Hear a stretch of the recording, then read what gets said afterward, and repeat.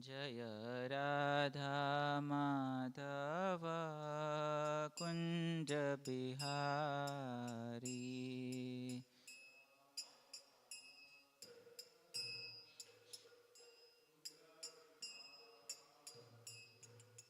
गोपी जनवल्लभ गिरिवरधारी।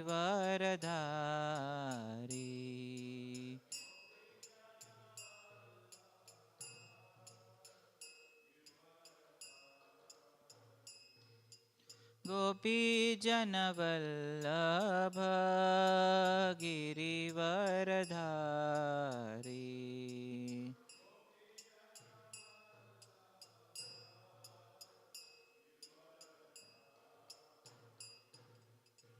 यशोदानन्दन व्रज जनरञ्जना।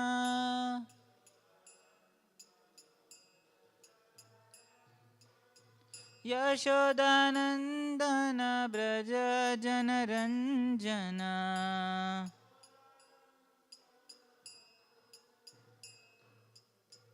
यमुनातीरवनचारी।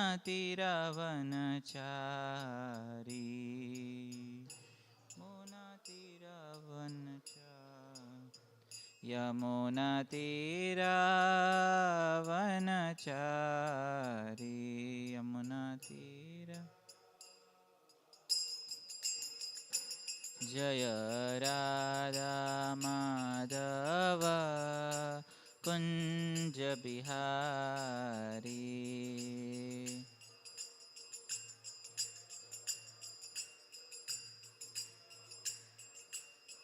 जय राधा माधव कुंज बिहारी।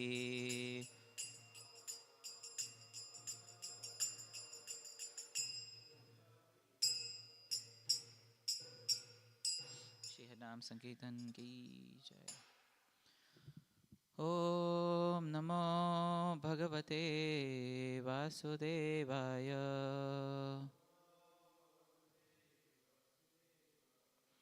ओम नमो भगवते वासुदेवाय।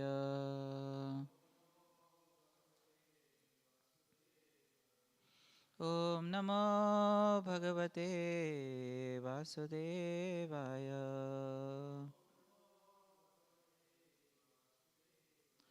नारायणं नमस्कृत्य नरं चैव नरोत्तमं देवीं सरस्वतीं व्यासं ततो जयमुदीरयेत्।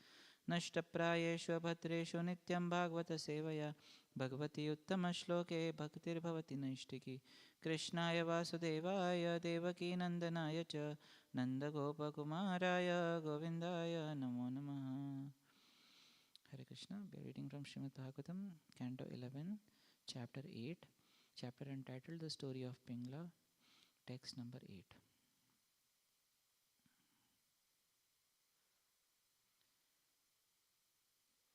यो सिद्धिरण्याभरणाम्बरादि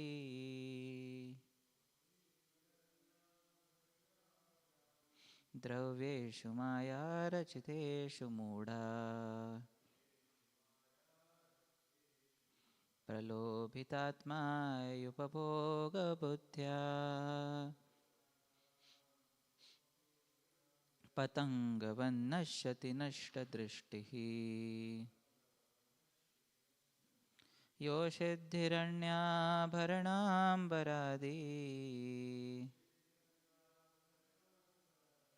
द्रव्येषु मायारचितेषु मूढा प्रलोभितात्मा उपभोगबुद्ध्या पतङ्गवन्नश्यति नष्टदृष्टिः।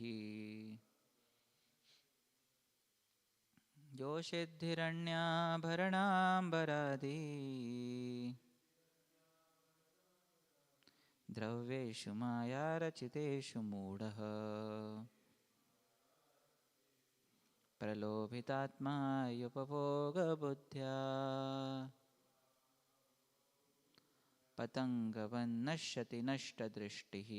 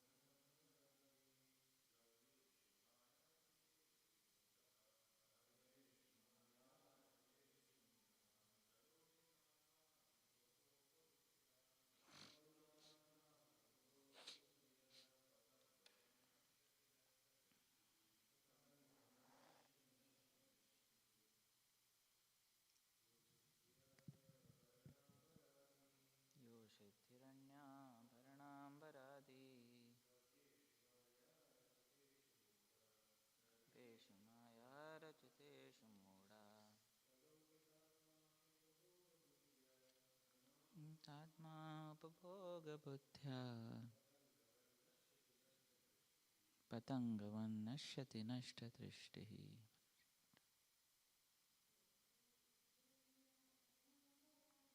योषिद्धिरण्याभरणाम्बरादि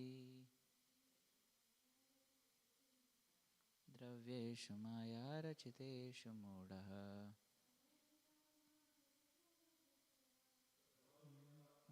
उपभोगबुद्ध्या नष्टदृष्टिः. What meaning? Yoshet of woman, Hiranya golden, Abharana ornaments, Ambara clothing, Adi and so on. Dravyeshu upon seeing such things. Maya by the illusory energy of the Lord. Rachiteshu manufactured. Mudha a fool with no discrimination. Pralobhita aroused by lusty desires. Atma such a person. He certainly. Upabhoga for sense gratification. Buddhya with a desire. Patangavat like the moth. Nashyati is destroyed. Nashta is ruined. Drishtihi whose intelligence. Translation and purport by the disciples of His Divine Grace A.C. Bhaktivedanta Swami Srila Prabhupada ki Jai. Translation: a foolish person with no intelligent discrimination is immediately aroused at the sight of a lusty woman, beautifully decorated with golden ornaments, fine clothing, and other cosmetic features. Being eager for sense gratification, such a fool loses all intelligence and is destroyed just like the moth who rushes into the blazing fire. Purport: actually, women have the power to attract men through all of the material senses. Men become lusty by seeing the body of a woman, by smelling her fragrance, by hearing her voice, by tasting her lips, and by touching her body. However, the foolish relationship based on material sex attraction begins by seeing, and thus rupa or form is very prominent in the process of ruining one's intelligence. This fact has been exploited in modern times by huge pornography industries, which prey on unfortunate men and women. The example of foolish moth rushing into fire and destroying itself is the most appropriate in this regard. For one who becomes addicted to the momentary pleasure of sex indulgence certainly loses his power to understand the spiritual reality behind the matter. A lusty person becomes blind and foolish through sex indulgence, and his soul is lost in the fire of sense gratification. This whole disaster can be avoided by taking seriously to the process of chanting the holy names of the Lord. Hare Krishna, Krishna Krishna, Hare Hare, Hare Rama, Rama Rama, Hare Hare. Chaitanya Mahaprabhu and his empowered representatives such as Srila Prabhupada have created a movement to save people from the dungeon of material life. And we should all seriously take advantage of this opportunity. होमज्ञानतिमिरन्दस्य ज्ञानाञ्जनशलाकया चक्षुरुन्मिलितं येन तस्मै श्रीगुरवे नमः. श्रीचैतन्यमनोभीष्टं स्थापितं येन भूतले स्वयं रूपकदा मह्यं ददाति स्वपदान्तिकं.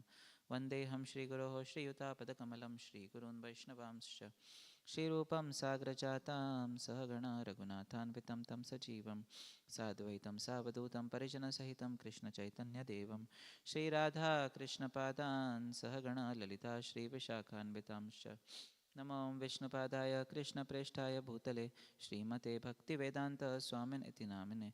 नमस्ते सारस्वते देवे गौरवाणी प्रचारिणे निर्विशेषशून्यवादी पाश्चात्यदेशतारिणे. नमो महावदान्याय कृष्णप्रेमप्रदायते कृष्णाय कृष्णचैतन्य नामिने गौरत्विषे नमः. हे कृष्णकरुणा सिन्धु दीनबन्धु जगत्पते गोपेश गोपिकान्त राधाकान्त नमोस्तुते. तप्त कांचन गौरांगी राधे वृंदावनेश्वरी वृषभानुसुते देवी प्रणमामि हरिप्रिये. वाञ्छाकल्पतरुभ्यश्च कृपा सिन्धुभ्य एव च पतितानां पावनेभ्यो वैष्णवेभ्यो नमो नमः. जय श्री कृष्ण चैतन्य प्रभु नित्यानंद श्री अद्वैत गदाधर श्रीवासादि गौरभक्तवृंद. हरे कृष्णा कृष्णा कृष्णा हरे हरे, हरे Ram Ram Ram Hare Hare. Mukam karoti vachalam pangam langhate girim yat kripatamaham vande Shri Guru Dinatarinam Paramananda Madhavam Shri Chaitanya Ishwaram. Hare Krishna.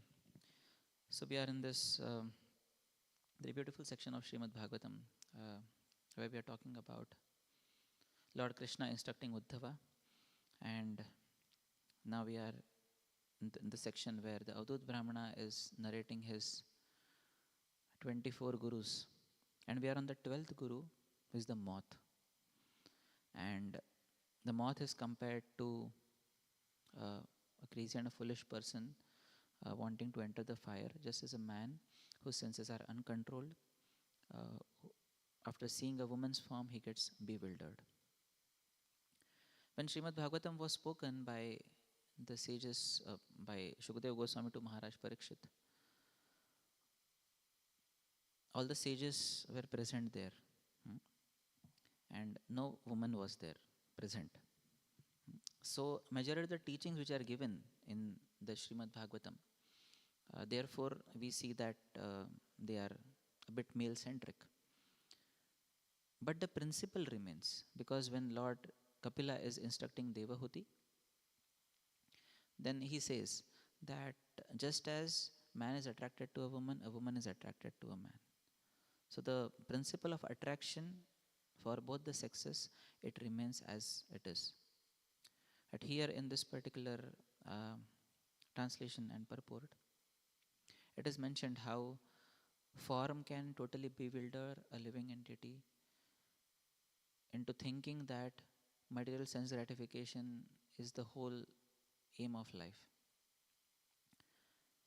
This world is called as Maithunya Agara, or a place which is only meant for sex life. There are no chains required to bind a living entity, because naturally by sex life the living entity is bound. And the condition of living entity is so helpless. We saw this in the last verse also, that how any one of the senses can totally bewilder the insignificant living entity. Yesterday the example was given how Sridhar Swami is explaining how a bee can be attracted by flowers, elephant can be attracted by touch. So for each of the senses there is a particular sense object. So bee is attracted by the fragrance of honey, then we see moth is attracted by fire, elephant fire is form, elephant is attracted by touch, and then the deer is attracted by the sweet sound, and the hunter gets and the deer gets captured by the hunter. So each of these animals, they are only weak in one of their senses, but for the human being they are weak with all five senses. And therefore any one of the senses, Krishna says, Indriyanam hi charatam yan mano yu vidiyate tadasya harati pradnya vayur ivam nambasi. It says that just as a boat is swept away in water due to the wind, similarly any one of the senses that the mind focuses on, it has the power to totally corrupt and destroy our intelligence. So therefore Shastras advise that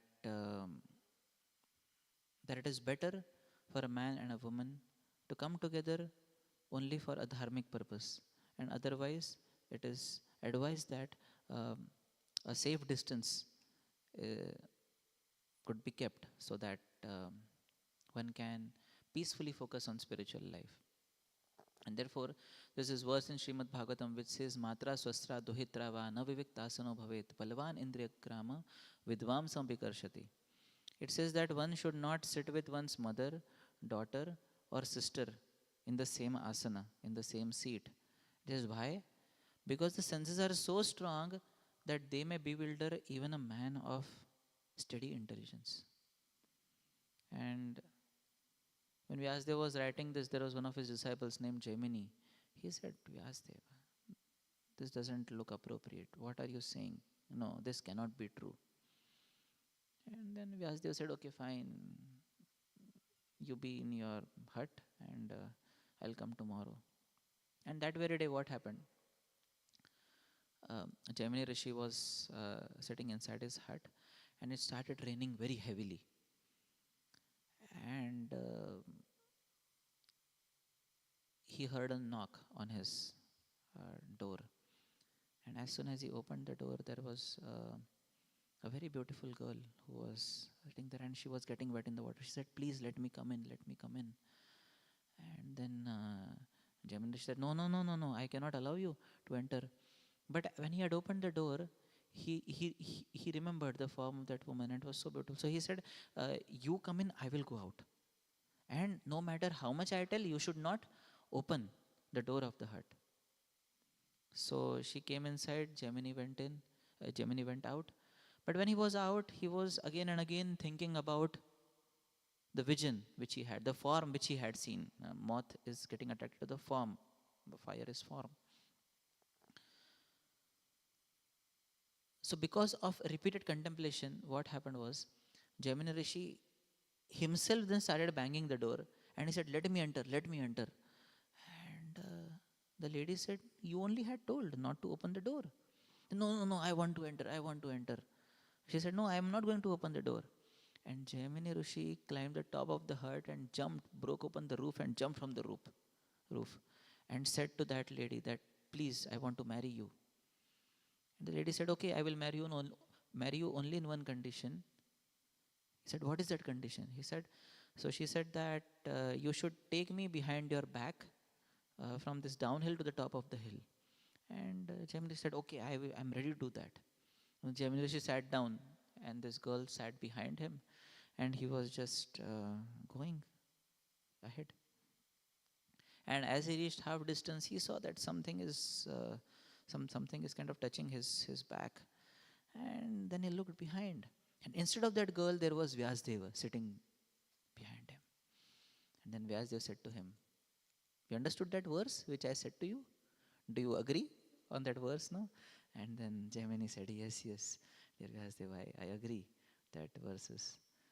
So even one of the senses, and sight is especially, it is said that men are very weak with their eyes. And therefore, when they see a beautiful woman, like in the purport also it is mentioned, that the material sex attraction begins by seeing, and the srupa or form is very prominent in the process of ruining one's intelligence. So when it enters the eyes, obviously lust can enter through any of the senses, but then it enter through the eyes, then one contemplates on it. And dhyayato vishayan pumsa sangasteshu pajayate sangat sanjayate kama kamat krodho vijayate.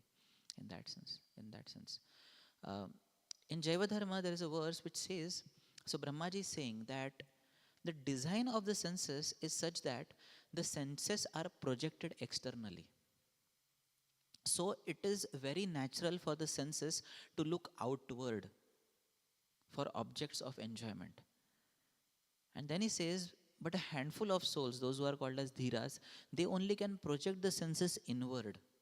And projecting inward, they can act for their self-realization. So he says, Brahmaji himself is the secondary creator. He knows how the senses are designed. And interestingly, although Brahmaji himself designed the senses, he himself got attracted by his own daughter, by seeing the beauty of his daughter. But Brahmaji is saying that because of the design of the senses, it is very easy for a conditioned soul to get attracted by the form. And when it enters the senses, the mind gets corrupt, the mind starts planning, and after the planning of the mind, intelligence acts, intelligence comes in, and intelligence says, now I also want to act on it. Therefore, Krishna in the 3rd chapter of Bhagavad Gita is saying that all these 3 things can become corrupt. The senses can become corrupt, the mind can become corrupt, and the intelligence can also become corrupt. To such an extent that it may totally ruin one's intelligence, and one may try to do anything and everything. There are people, those who even have union with animals, with dogs. There are people, those who have union with dead bodies. Because the lust has increased to such a great degree that now anything, living or dead, also doesn't matter to me. Man, woman, or animal also doesn't matter to me. I just want to enjoy. I just want to enjoy. So it becomes so perverse, that enjoyment. And therefore, Krishnadas Kaviraj Goswami in the Chaitanya Charitamrita describes the difference between lust and love. He says, Atmendriya priti vancha tare bali kam, Krishnendriya priti ichha dhare premana. Says there is a lot of difference between kama and prema. Kama means when one wants to satisfy one's own senses. That is what is kama. And when one wants to satisfy Krishna's senses, that is called as prema. Recently, a student had called me and he was talking that how his sister, who is just around 19, 20 years old, uh, she is like, uh, she started liking a boy, and she was into it. So, so that devotee was asking me, Prabhuji, what can I do to tell her that this is the time for her studies now? After doing that, she can do all these things. And then I said, you try to convince, and his mother is also there. Mother is also trying to convince. And this girl says, no, what relationship I have with my boyfriend, it is pure love. It is not lust. And his mother says, hey, it is not love, it is lust. Because you want to satisfy your own senses. When we want to satisfy Krishna's senses, then it becomes prema. Therefore, Krishna's Kaviraj Goswami says that material world, this lust is like iron, but love is like gold. So you cannot compare iron and gold. You cannot have them on the same scale. Iron is iron and gold is gold. And therefore, when we see the love of the gopis, even Lord Chaitanya Mahaprabhu, who is crushed jewel of all sannyasis, he is glorifying the love of gopis. He says, Aradhya Bhagavan Vrajesatanaya Tadhama Vrindavanam Ramya Kachit Upasana Vrajavadhu Vargena Ya Kalpita. He says one should follow the footsteps of gopis. Sometimes that love is also called as kama. But the reason it is called as kama is because the intensity is very great. And therefore, Premaiva Gopa Ramanam Kama iti agamat pratham iti uddhavadayopi enam vanchanti bhagavad priya. The love of the gopis is celebrated by the name lust, celebrated by the name kama. But how do we understand that it is love? Because even devotees like Uddhava, they want to follow in the footsteps of gopis. When Krishna left the gopis and went outside Vrindavan, he had said that I will come. It wasn't that Krishna was sending daily Instagram reels to them and WhatsApp messages that, don't worry, I'll come. No, 100 years, he didn't come. Then Jiva Goswami finally says, after killing Dantavakra, how Krishna comes back to Vrindavan and he satisfies all the gopis. And then he takes all the Vrajavasis and goes back to the spiritual world. He sends them to the spiritual world. He remains, and then battlefield of Kurukshetra and other things, they happen. But there was no contact. But the gopis didn't even for a minute deviate their attraction from Krishna. For every moment they were thinking about Krishna. And Krishna just sent Uddhava once, that too with a message that I am there in everyone's heart, so you please don't worry, please be satisfied. And then when gopis are meeting Krishna at Kurukshetra, the gopis say, you sent Uddhava to us to give knowledge of Sankhya Yoga? What is this Sankhya Yoga? We don't understand what is Sankhya Yoga. We are madly in love with you, and that love is very pure. And they say we don't have any conception of material life. Deha smriti nahi jar samsara kupat taha kaha tar. We don't have any material conception of bodily life. So we cannot be entangled by all of this. But they also say that we are trying to forget you. But even after trying, we are not able to forget you and engage in sense gratification. That is what is the problem with gopis. So gopis also glorify the form of Krishna, but while glorifying the form of Krishna, their attraction is totally spiritual. There is not even a tinge of personal sense gratification for them.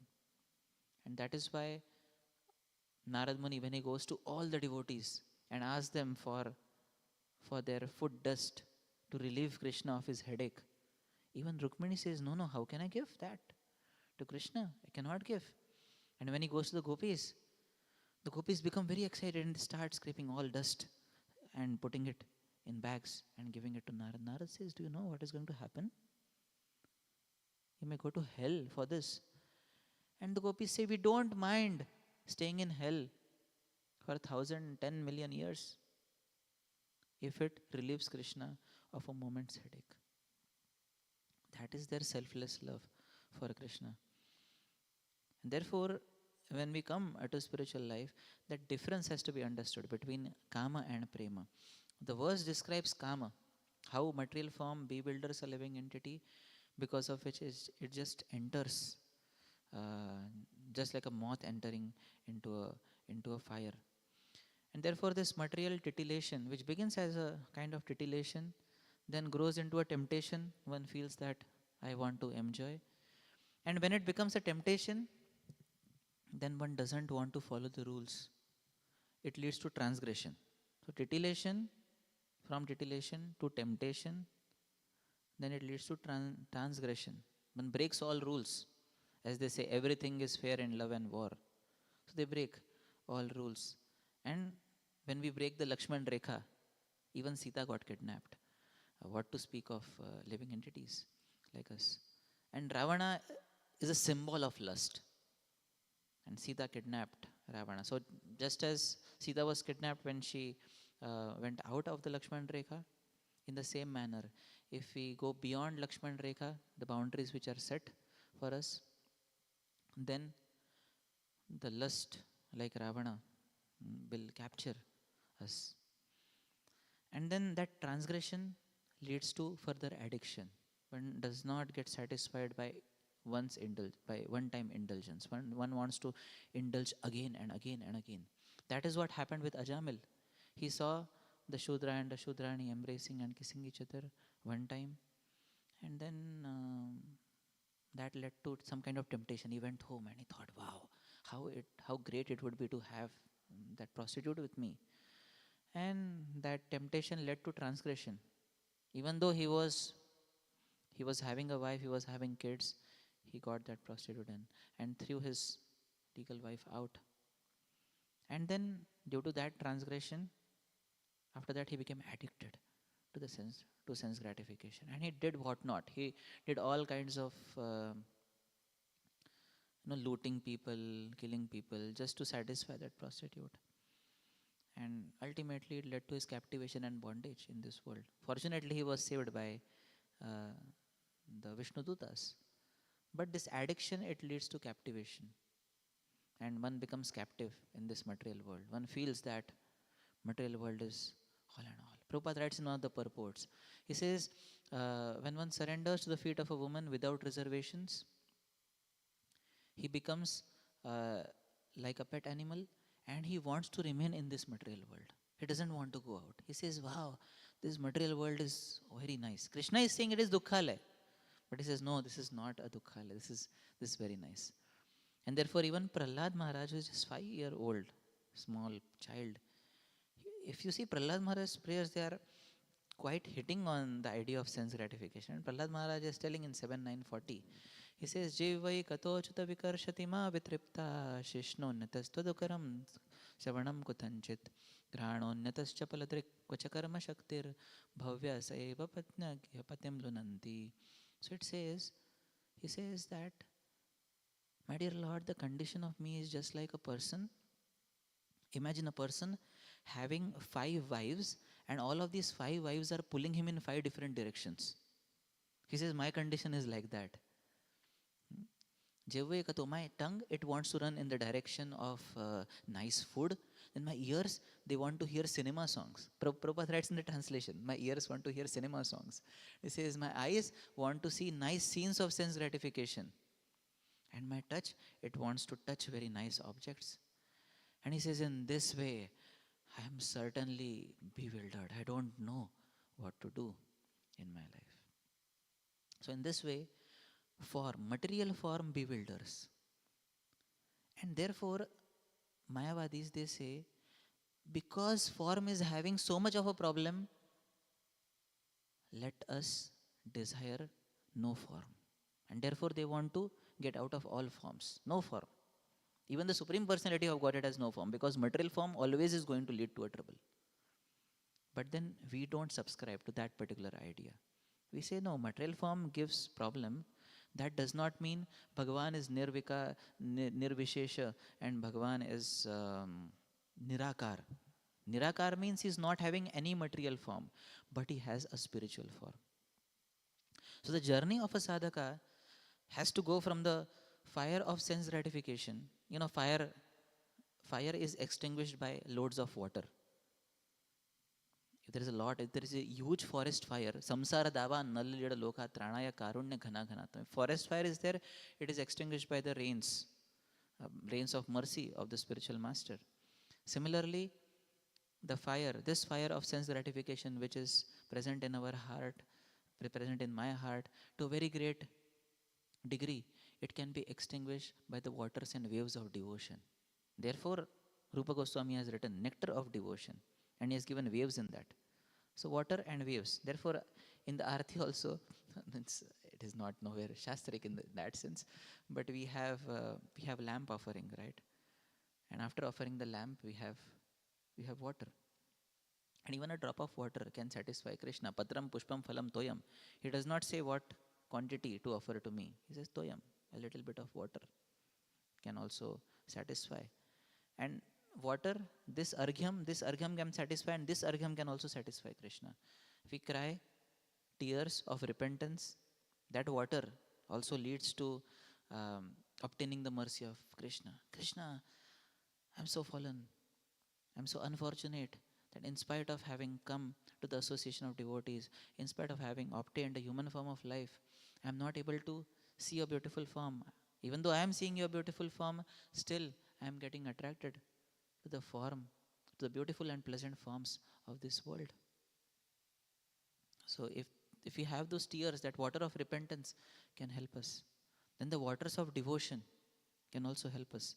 And therefore, Rupa Goswami in his Padyavali, he says, Namani pranayena te sukritinam tanvanti tundotsavam dhamani pratayanti hanta jalada samani netranjanam samani sudisashkulim parikala chatanya kulvarat alankurute kama nirvrita chetasam havibho nashapi na shobhate.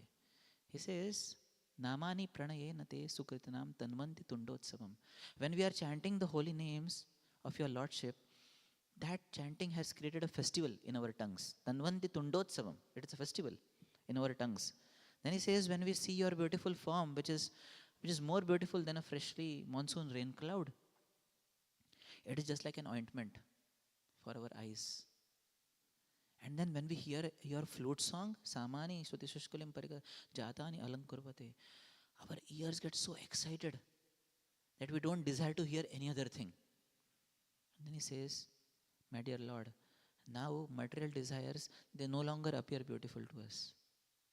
And therefore we don't desire anything. Nashapi na shobhate, na asha. We don't desire anything because we are totally satisfied. So there we have Prahlad Maharaj who is talking about how each of the senses can distract us. And here Rupa Goswami says how each of the senses, if we engage them in Krishna's service, in seeing the beautiful form of Krishna, in tasting the prasad of Krishna, and chanting the holy names of Krishna, and hearing the flute. Krishna may not play flute for us, but that flute for us is represented by the instructions of the spiritual masters, by the instructions or that flute song can also come in the form of casual conversation with devotees, and devotees may speak something which is very relevant to us. That flute song can be translated into that, and then as we follow that flute song, that flute song of spiritual master and devotees, that has the potential to take us to the original flute song of Krishna. And that flute song when we hear, then obviously there is nothing more. Gopis, in whatever condition they were, they just ran in the dead of the night to attain Krishna. And we have quite a few devotees, those who transform their life from the fire of sense gratification to waters and waves of devotion. And interestingly, Krishna is also called as Karuna Sindhu. He is also an ocean. So when we take shelter of the form of Krishna, that ocean can totally satisfy us. There was this one disciple of Ramanujacharya. Previously he was not a disciple, his name was Dhanurdas. And one time Ranganath's procession was going on. And this Dhanurdas, he was so attracted to a particular girl. He was holding an umbrella for her and just looking at her. And Ramanujacharya saw, procession of Ranganath is going on. What is this person doing? And he called his disciple Dasharati. He said, please call him. What is he doing? And Dasharati went to Dhanudas, tapped him. Dhanudas did not reply. He was so engrossed in seeing that girl and holding the umbrella for her. Again tapped. He did not listen. Then he tapped very loudly. And then Dhanudas went back. He said, what happened? He said, Ramanujacharya is calling you. And then Dhanudas said, okay, fine. And he said to the girl, please wait for some time. I'm just coming. I'm just coming. And he went to Ramanuja. And Ramanujacharya asked him, hey, don't you see the procession of Ranganath going on? What is it that makes you do this particular thing? And Dhanurdas said that the eyes of this girl are so attractive that I cannot take off my eyes of those eyes form. I cannot take off my eyes. And Ramanujacharya asked him, what if I show you more beautiful eyes than this? And then Dhanudas said that if you show me more beautiful eyes than this, then I will dedicate my whole life for those eyes, for that person who is having that kind of eyes. And then Ramanujacharya took him to darshan of Ranganath, big deities, Ranganath. And he prayed to Lord Ranganath that, my dear Lord, please reveal your original spiritual eyes. Which the Lord is spiritual only. We cannot see him as spiritual because of our low consciousness.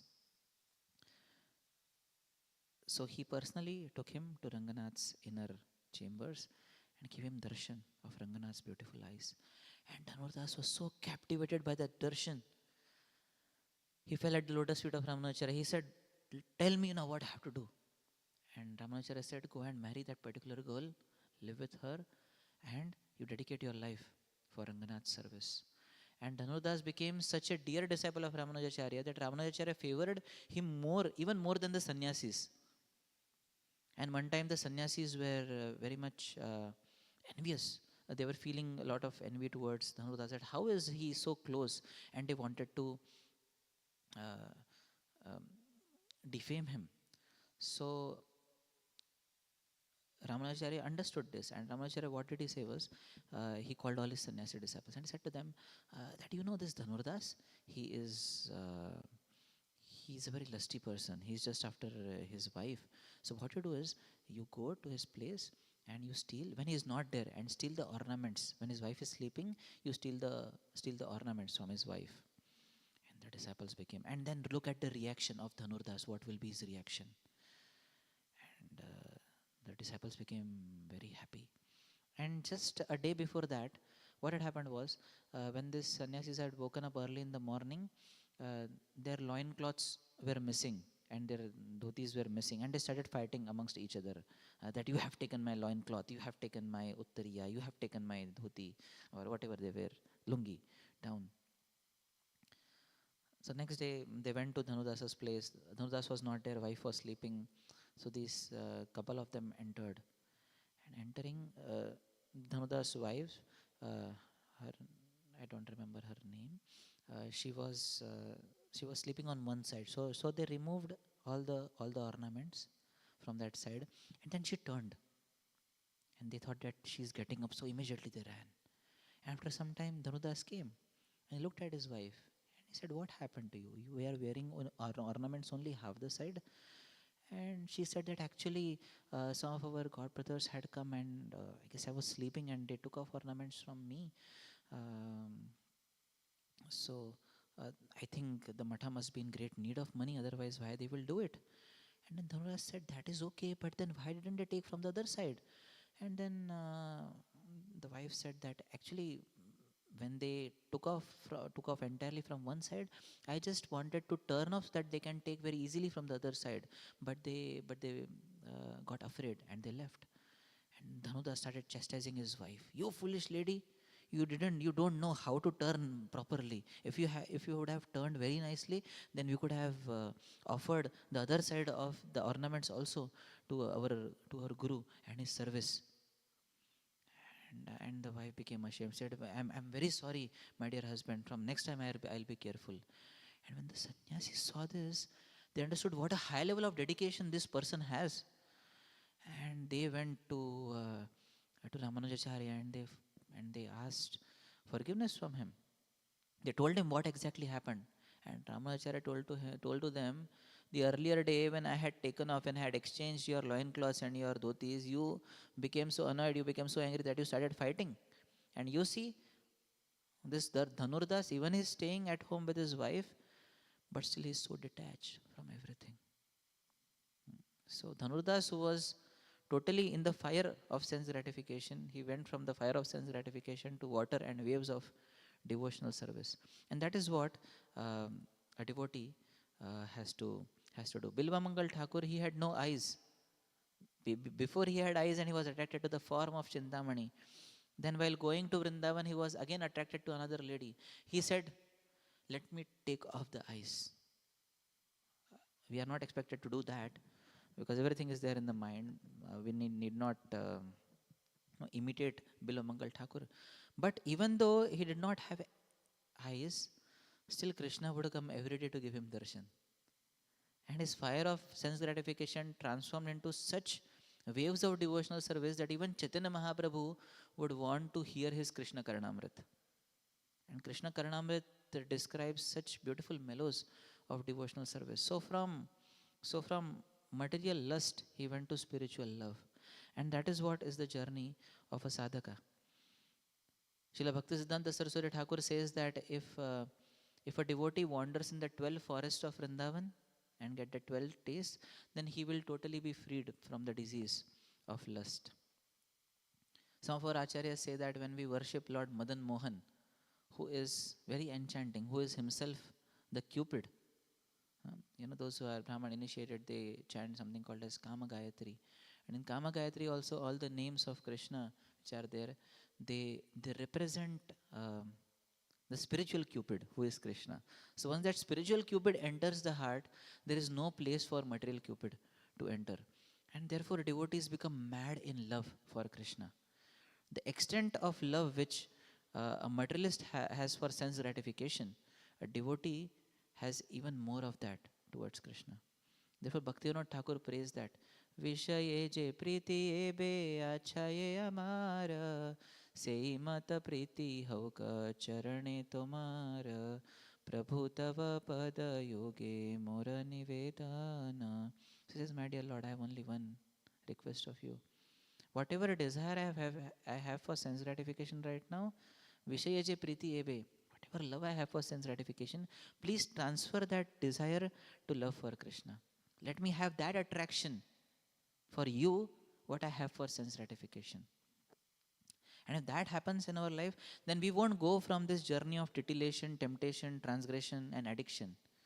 From titillation to temptation, we will have temptation for Krishna. And that temptation will lead to transcendence. And therefore, Dwarkavasis, they are looking at Krishna, Nityam Nirikshamananam Yadapi Dwarakaukasam Navittipyanti Hidrisha Shriyo Damangam Achutam. Still, they are not satisfied. They want to keep on looking at Krishna forever. And that is the beauty. Vrajavasis were seeing Krishna for 7 days and 7 nights when Govardhan Leela was happening. And even when the sun came, the rains dispersed, sun arose, still the Vrajavasis were not living. They were so satisfied just seeing Krishna. Akshanvatam phalam idam na param vidama. Therefore the gopis are saying in Venu Geet, there is no other beautiful object for vision than seeing your beautiful form. If we see that form, that is it. We don't want anything else. Even Rukmini is saying, by hearing about Krishna, she developed an attraction for the form of Krishna. Rupam drasham drashimatam akhilartha labam. Says seeing your form is like akhilartha labam. It is the sum total of all beauty, of all pleasure. Even Rudra Gita mentions that Sarva Saundarya Sangraham. If we collect all the beauties of this world, Krishna's beauty is much more than all the beauties of the world. Gopis are saying Lavanya Saram. Your form is the essence of all loveliness. So when we develop attraction for Krishna, that attraction for Krishna becomes so profound that we are not attracted to this material form.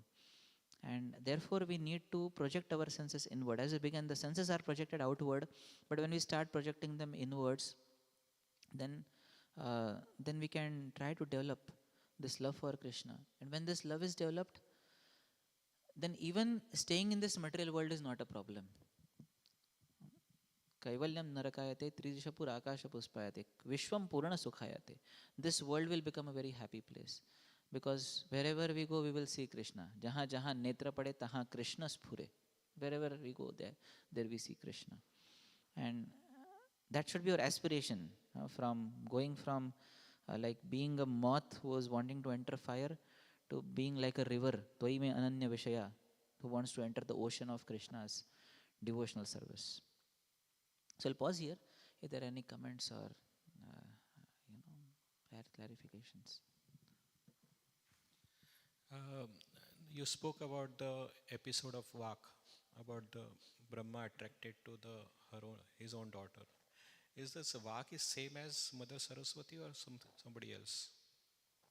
I haven't heard about it. Our acharyas don't say that Vak is Saraswati. So who is Saraswati?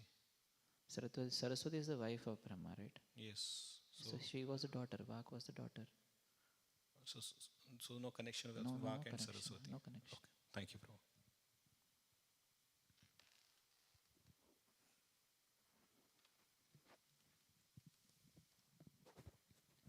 Did Prahlad Maharaj get that realization because he stayed in womb for more than 5 years? Because he has no idea of wives and everything, but he's saying it's like wives dragging. Yeah. He's 5 years old. Still he says, "Yan maithunadi grihameti sukham hi tuchham." He says sex life is like just like rubbing an itch. Quite extraordinary prayers of Prahlad Maharaj. His realization came by hearing Narad Muni. So that was his realization. Hearing from a guru, that is what you do. Na? Guru mukha padma vakya chittate koriya ikya arana koriyo mane asha. So Kayadu was in the hermitage of Narad Muni for so many years. Kayadu did not deliver Prahlad till the time Hiranyakashipu returned. So he must have heard so much of Krishna Katha. And Krishna Katha includes how to protect ourselves from Maya. That is also a part of Krishna Katha. So he has definitely heard every single bit of it. He is explaining to his classmates also. If we see in the 7th canto, 5th chapter, he's explaining everything. So he is a realized soul. Just out of context, logical question. That means Prahlad is 10,000 years old in the womb? Because Hiranyakashipu went for a long time for tapasya, right? Yeah, but we consider the age after one gets out of the womb. So he was only 5 years old in that sense. They were having powers to hold the child in the womb that time. Even Shukdev remained inside the womb. I don't know how it was possible that time. If now a child says, "I want to remain in the womb for 16 years, I don't want to come out, Maya is there," that may not happen. And interestingly, we see Prahlad Maharaj, although he is speaking so strongly about sense gratification, it was not that he became a brahmachari. He married. But the fact has to be understood. So whenever such sections are there in Srimad Bhagavatam, they are for us to understand the perils of sense gratification, the dangers of indulging our senses in headlong sense enjoyment. And that is what Prahlad Maharaj is trying to say. So definitely he has got unlimited realizations. And even after, see Hari Bhakti Sudhodaya, there is this book which Chaitanya Mahaprabhu would read along with Gadadhar Pandit, and he would discuss the pastime of Dhruva and Prahlad from that. So in that particular book also it is mentioned. Now these are Prahlad Maharaj's prayers, right? So Prahlad Maharaj's father is saying to him, "Hey, what are you doing worshipping Lord Vishnu? Just enjoy these beautiful girls with honey dripping from their breasts. If you enjoy them, you won't desire anything else in your life. Just enjoy this particular thing." This way, that book mentions that Hiranyakashipu is telling Prahlad to enjoy beautiful women. So he is born in that particular family, and Hiranyakashipu is his father. So he might have heard things from them also, and then he understands, hey, this is all useless. This is having no connection with devotional service to Lord Vishnu. That way. So that can also be there. Thank you for the nice class. So my question is, like we see in the Srimad Bhagavatam or Ramayana or Chaitanya Charitamrita, like people who are extremely materialistic, they got mercy. Like Ajamil, extremely went. He reached the shore of the sense gratification. At the 80s or 90s, he was still having children. He got mercy. And King Gajendra, he was also extremely into the family life. He got mercy of the Krishna.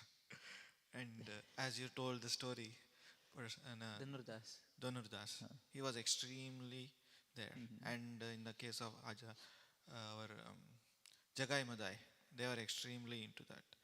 So people who are extremely into the most sense gratification to the top, we can say. So they got the sense gratification, they got the mercy of the Lord. But the persons like sadhakas, we are not into extremely sense gratification, and we are not into extremely devotion. So I'm trying to understand. So how that Lord mercy works? Is it person who goes extremely into sense gratification like Ajamil or Jagai Madai or Dhanurdas? Are persons who are into extreme? On the other side, we see like Prahlad Maharaj, Dhruva Maharaj. They went into extreme devotion. They also got mercy. But persons like sadhakas, we are intermediate, in terms idiot. So how do Lord mercy is accessing?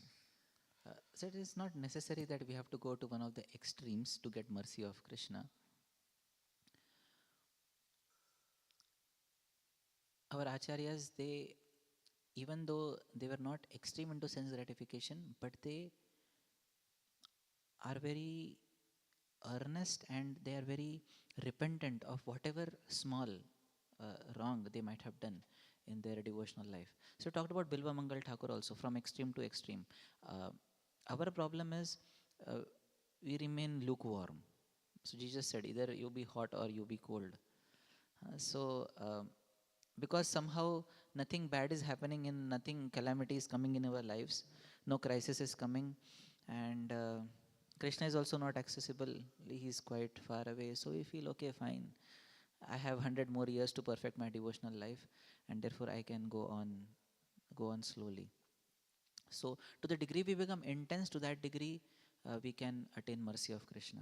So those personalities, those are extreme. They attain mercy, but then they were intense in their practice. Ajamil, he got second chance. 12 years he got, but it wasn't that he was, watching Instagram reels for those 12 years and doing bhakti along with that. No, he was totally into it. He was totally into it. Not that you cannot watch Instagram reels of devotees, but I'm just telling that he didn't waste his time. He was very clear about it. So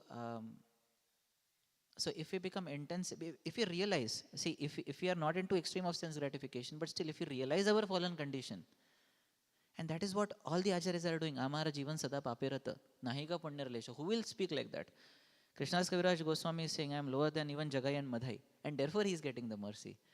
So even if we are in the middle, still if we affiliate ourselves with the most fallen, my dear Lord, I am the most fallen, then with that kind of attitude, Krishna will say, okay, fine, you are considering yourself like that, therefore I will give you more mercy. Because when we consider ourselves in that manner, we will do anything and everything that is needed to get the mercy of the Lord. Now we might feel, I am not that bad, still why is Krishna not giving me mercy? Because you may not be that intense.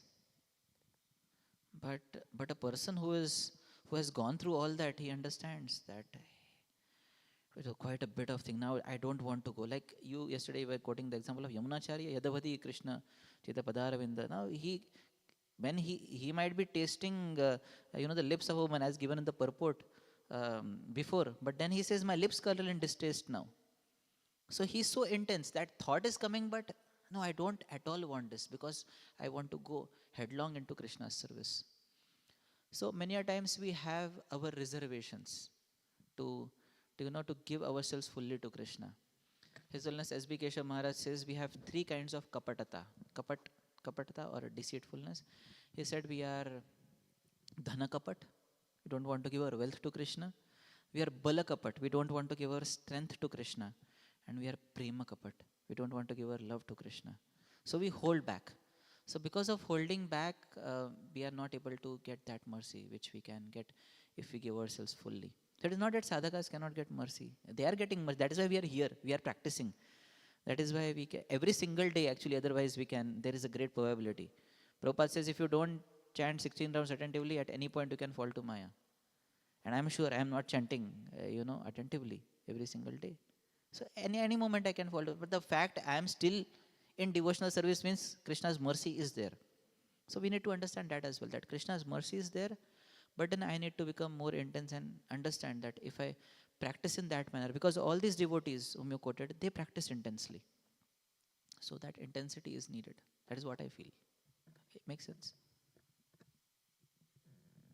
Okay, I'll stop here. Thank you so much. Grantaraj Srimad Bhagavad Puran ki jai, Srila Prabhupada ki jai, Samveda Bhaktivinoda ki